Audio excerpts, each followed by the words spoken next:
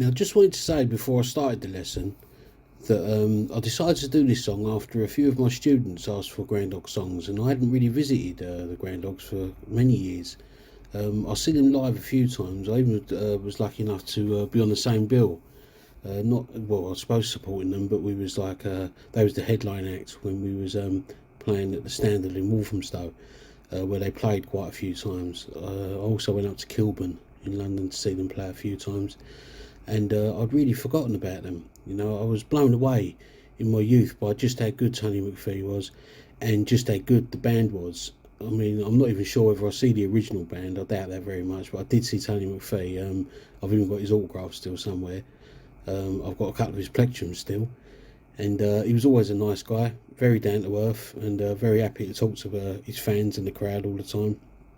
But a phenomenal guitarist, and he's this album that this coming from, Split, goes in no way to show you just how good he was as a live performer. He really did, you know, take the roof off when he played.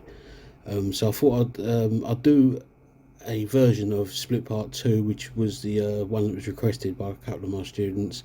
I thought it'd be a lot easier task than it was, because I don't know really, they sound a bit easier as songs, but they're really not. They really are intricate, and I think it's down to the production of the songs, which are so intricate. And I mean, when you look back at it, I think this was done in about 1970, so you think how far ahead they were with these effects that he's doing, and you know, the production that he sought to do on his tracks, and that it really is phenomenal. Tony Mcphee, I think, was a very underrated guitarist by a lot of people. You know, he earned quite a few accolades from quite a few top guitarists, and well deserved in my opinion, because I would put him amongst the top guitarists. But I don't think they got a lot of coverage here with their albums, etc. I don't know why they wasn't bigger, to be honest, but you know, they were basically a blues band, but they went a bit psychedelic, you know. And I thought Hawkwind and, you know, the progressive rock bands of the time, you know, had strange productions and difficult productions. But when I started doing this, it really was mind-blowing. The more I got into the song to work out what was actually going on, the more I heard, you know. And there's so many overdubs, so many you know, effects being used, and you know, strange tunings on his guitar tracks that they really are hard to work out. It took me about 2 months to work this song out and to get it all down, which is quite a while for me, but I'm glad I got it done. Towards the end of it, I did find another person on the internet, and I want to give him a shout out. He's on YouTube. He's called the Guitar Tundra. Now, he does a lot of Groundhog songs, and there's not a lot out there, you know, not a lot of lessons, not a lot of tablature or chord charts or anything like that to do with the Groundhogs, and he really attacks the songs like fantastically. You know, he plays them like and teaches them to you like water off a duck's back, but they really are difficult to work out and to play. There's so many different parts to them, you know. He's a riff king, Tony Mcphee, and you can really churn out a decent riff, and he puts them all together really well. You know, the arrangements of his songs, and as I keep saying, the production of songs are second to none. But I'm really glad I did work it out. But I really want to give a shout out to Guitar Tundra. Okay, I've put up you know, a photo here, and I've put a link in the description. Check him out. If you're interested in learning Groundhog songs, then check this guy out. He's fantastic. Anyway, here's the lesson.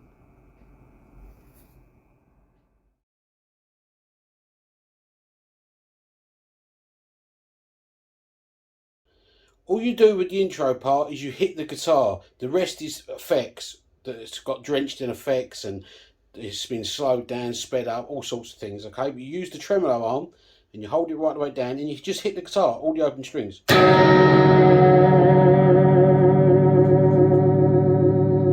All you need to do is wobble that tremolo arm, okay? Then you hit it again. Then you hold it down, and you mute the strings with your palm, this part, you know, the side part of your hand. You mute it across the bridge, so you get that sort of noise on the A string. And all you do is just, whilst the tremolo's down, you just still with loads of effects, and you slowly let the tremolo arm come up. You can see that in the video, what I'm doing.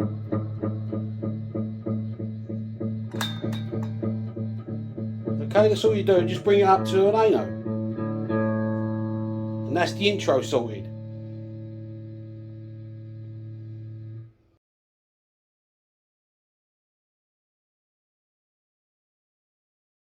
main riff for this song is quite repetitive throughout the song, and it goes like this.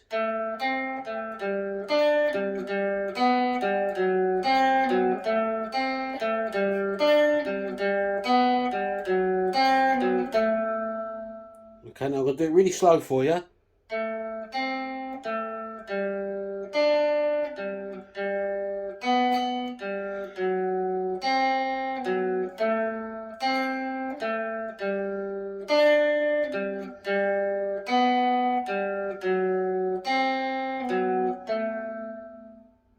Now, he does different degrees of distortion and wah and all sorts of effects. Remember, this whole song is drenched with effects, and it was really groundbreaking at the time. There's lots of overdubs, there's lots of harmonics, or a better word would say would be octaves. Like, he also plays that riff up here.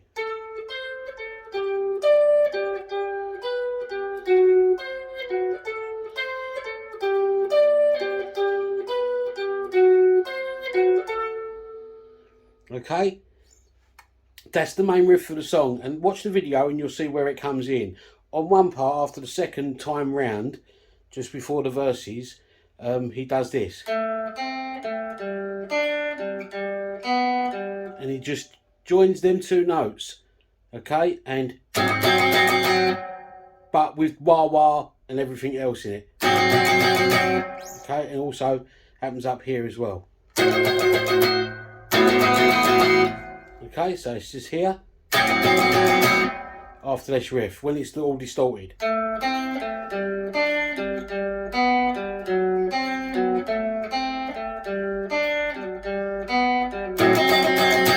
With the wah wah, wah, and you'll watch it again on the video, okay? And that's what he does with that. That's the main riff that goes through the whole song.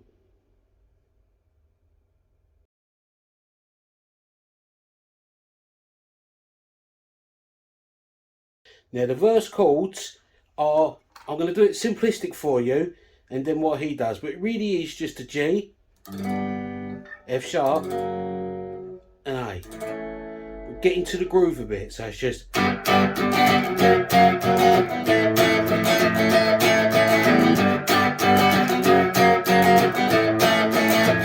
Just bounce your fingers.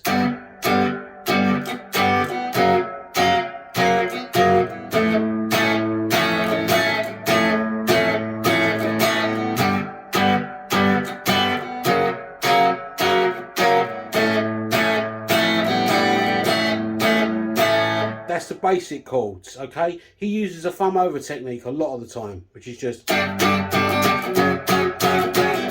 the A, he flattens his finger. But what he plays, and what I've watched live, is. Which is just the bass notes. The bass notes is just A, C and D, so it just goes.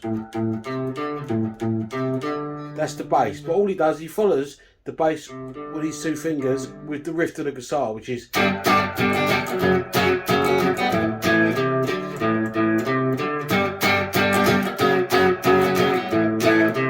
Right, but that's what if you're a little bit more advanced. If you're, a beginner, then just do the chords. Just bounce it, just by flattening your finger across those three notes that you hold with an A with those three fingers. Okay, so it's just about.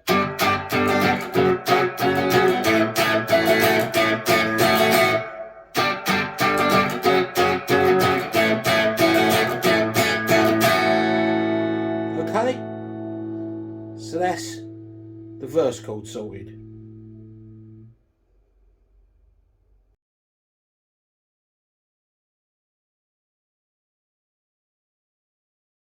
Now with the middle section, you'll find that it's not really a middle section, it's just where it comes back in, where it starts off quiet or it dies down and then it brings you back into the song. It's just a.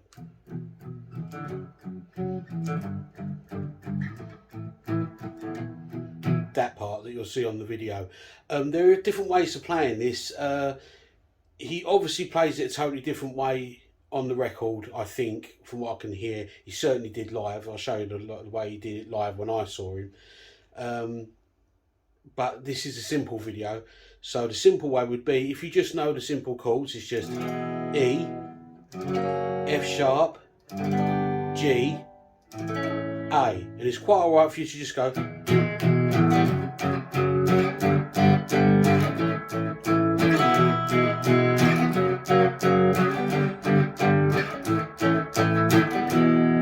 Obviously, if you're a beginner, you may find it easier to finger the E chord, you know, leaving your first finger free so you can go straight into the bar chords.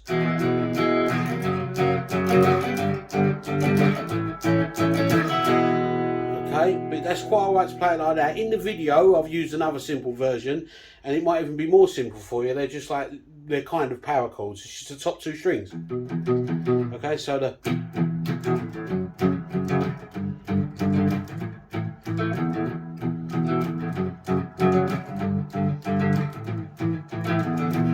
it's quite alright to do that, and that's what I've done for the video.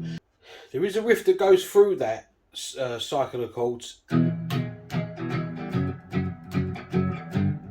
can hear it on the record, and you can hear it on my recording, but you won't see it on my recording. It's just in the background slightly, and it's just along with the bass notes.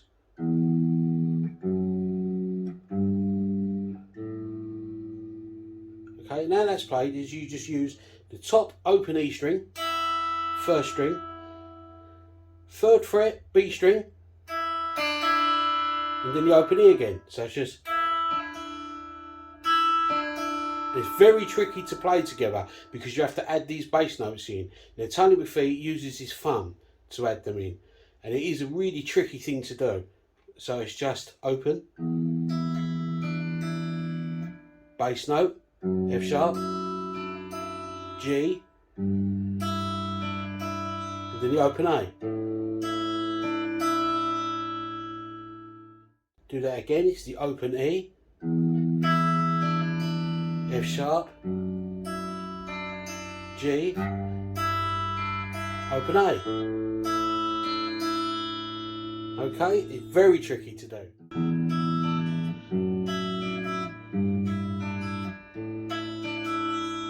That takes a lot of practice to do, and if you're a beginner, you know, you might want to leave that out.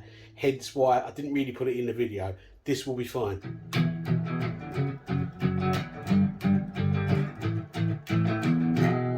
Or the 4 chords, as I showed you earlier.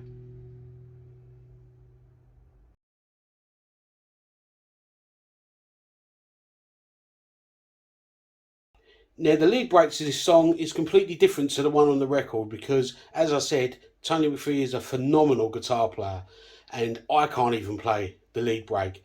It's phenomenal. It's so fast, there's so many overdubs, and there's so much going on. Okay, and when I see him play this live, he improvised every single time, so it would never be right anyway. So what I did is I fashioned some sort of lead break, some nuances from his lead break, so it would sound similar, so it would sound like the song still, if you catch what I mean. And this will be easier for the beginner and an intermediate player to play. So all it is, it starts on the 14th fret, and it's just a, that's the string below with your little finger. So bend it up, and it just goes.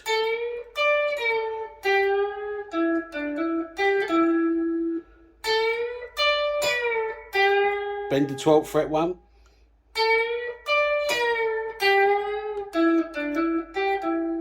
So it's just 14th fret, bend up, hit that note below it with your pinky, so then release that bend, and then hit the 12 and bend it down.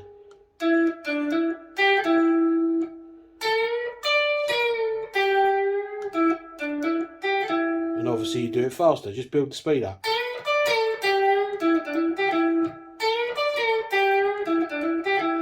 And then the second part is just a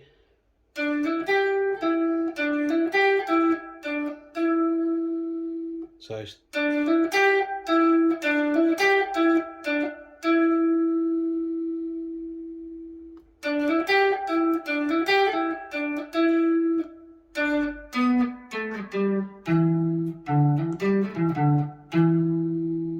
okay, try that again.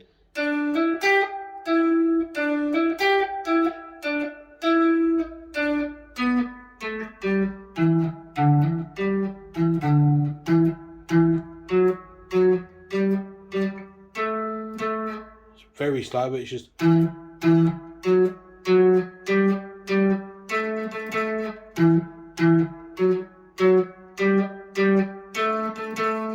So that all together would be.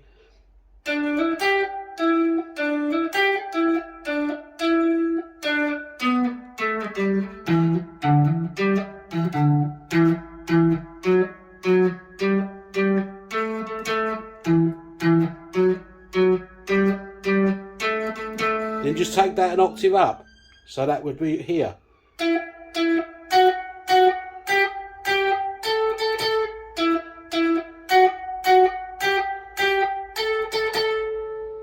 Okay, so all together it would be.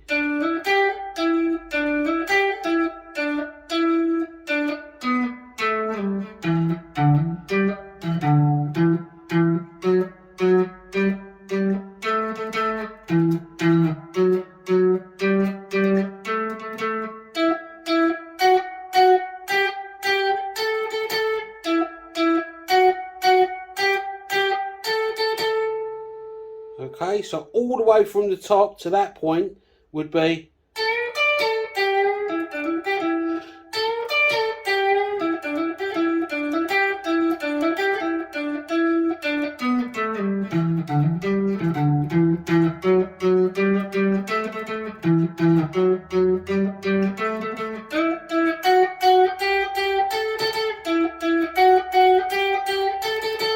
Okay, then that last part just be.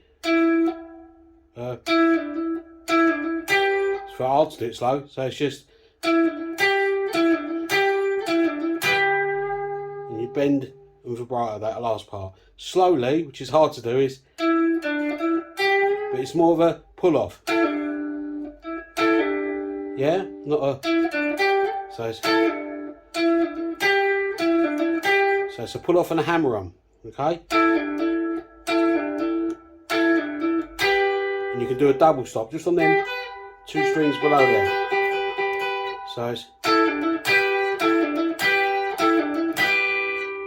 Bend it down with vibrato at the end.